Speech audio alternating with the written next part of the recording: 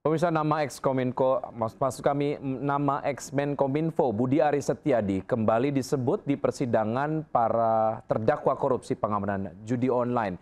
Dua terdakwa menyebut Budi Ari tak hanya mengetahui tapi bahkan memberi perintah pengamanan website judi online.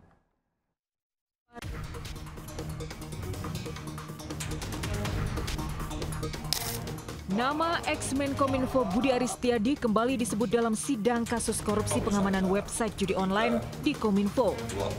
Dalam sidang di PN Jakarta Selatan Rabu malam, terdakwa Riko Pasota Ramadhani menyebut pengamanan website judi online diketahui langsung oleh Budi Ari.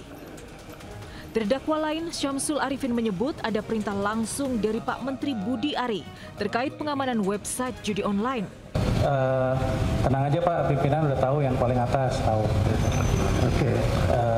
Pak Menteri, Pak. Nah, kemudian ada arahan khusus juga dari Pak Menteri. Arahan khusus di mana atensi website judi online yang masuk langsung ke beliau itu bisa langsung bypass ke ketua tim. Dalam persidangan sebelumnya, para terdakwa juga menyebut keterlibatan Budi Ari dalam pengamanan website judi online. Budi Ari disebut menerima jatah 50% dari tiap uang suap pengamanan judi online. Namun Budi Ari membantah kesaksian para terdakwa.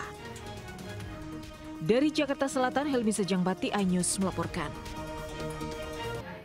Nekat blokir Jalan Medan Merdeka Selatan, Jakarta hingga mengakibatkan kemacetan parah, polisi membubarkan aksi unjuk rasa ratusan sopir truk serta mengamankan 6 provokator. Sebelumnya tuntutan pendemo menolak kebijakan over dimension dan overload bagi kendaraan berat.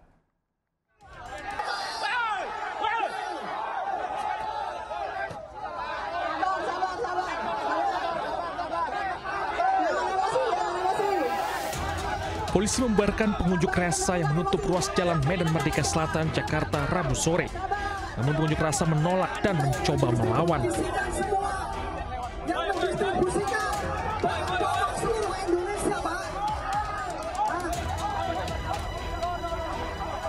Polisi meminta massa membuka sebagian ruas jalan karena memicu kemacetan panjang. Polisi mengambil tindakan tegas dengan memaksa pengunjuk rasa membubarkan diri karena sudah mengganggu ketertiban umum. Polisi mengamankan satu persatu pengunjuk rasa yang dituding memicu keributan. Unjuk rasa ratusan sopir truk ini sebagai bentuk penolakan terkait kebijakan over dimension dan overload bagi kendaraan berat. Kebijakan tersebut dinilai merugikan para sopir truk karena bongkar muat barang dilakukan pihak perusahaan. Dari Jakarta, Rani Sanjaya, iNews melaporkan. Unjuk rasa ratusan warga tolak pembongkaran bangunan diwarnai kericuhan di Serang, Banten. Akibat kejadian itu arus lalu lintas lumpuh total.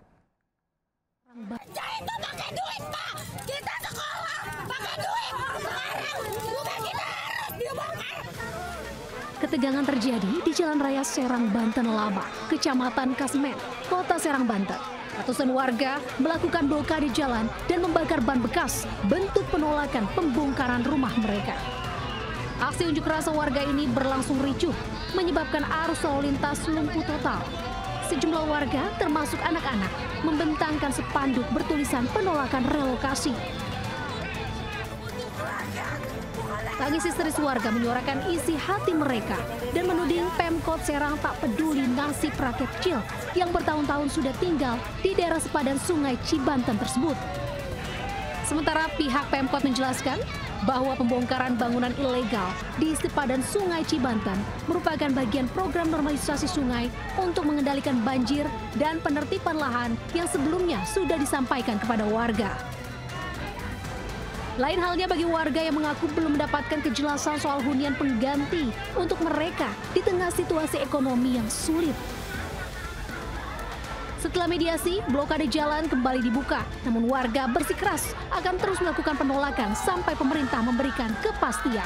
Dari Serang, Banten, Mahesa Apriandi, iNews melaporkan.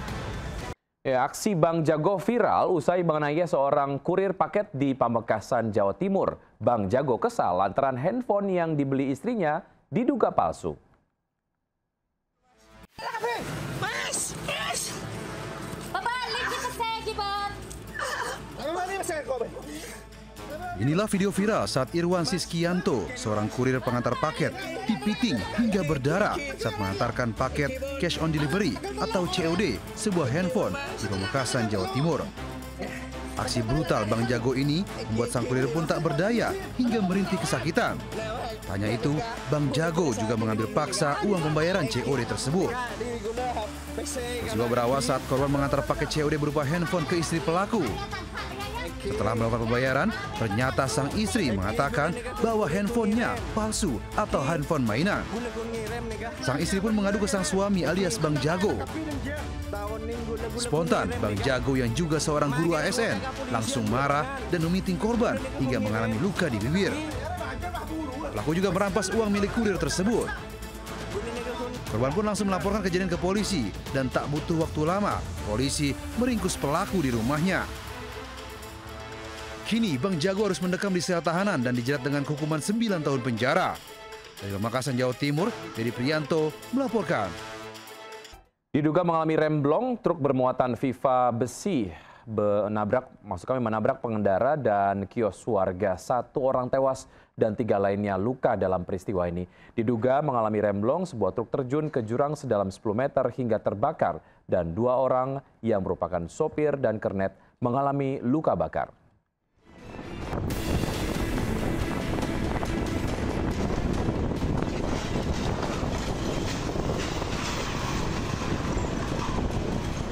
Truk bermuatan pipa besi ini berjalan tak terkendali akibat mengalami remblong di Jalan Raya Puncak Cianjur, Jawa Barat. Truk pun menabrak 1 unit minibus dan 2 sepeda motor, hingga akhirnya terhenti dan terbalik usai menabrak kios tambal ban dan warung kopi. Akibat peristiwa ini, 1 pemotor meninggal dunia dan 3 orang lain terluka. Hingga kini polisi masih menyelidiki penyebab pasti kejadian ini.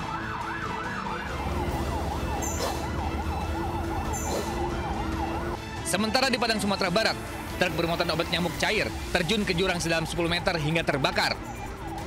Sebelumnya, supir truk hilang kendali akibat mengalami kerusakan rem. 2 orang yang merupakan sopir dan kernet truk menderita luka bakar dan dibawa ke Rumah Sakit Semen Padang. 1 unit damkar diterjunkan ke lokasi untuk memadamkan api. Tim Liputan iNews melaporkan. Anak tak masuk jalur domisili, ratusan warga Pamulang menggeruduk SMA Negeri 3 Tangerang Selatan, Banten.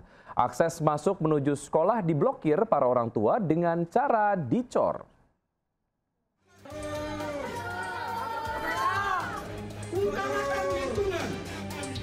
Ratusan warga berorasi dan membawa spanduk tuntutan dan menggeruduk SMA Negeri 3 Tangerang Selatan, Banten.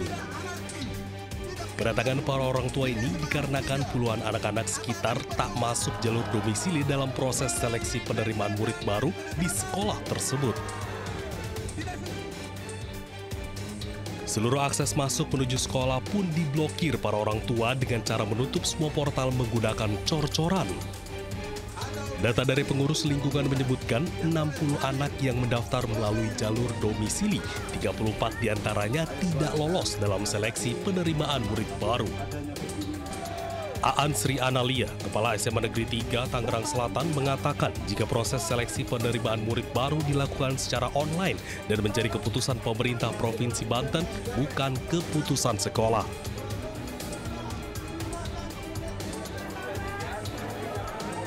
Sementara itu, nantinya pihak sekolah beserta warga akan mengadukan puluhan anak yang tak masuk melalui jalur domisili ini ke Gubernur Banten dalam waktu dekat. Dari Tangerang Selatan, Banten, Nunung Purnomo, iNews melaporkan.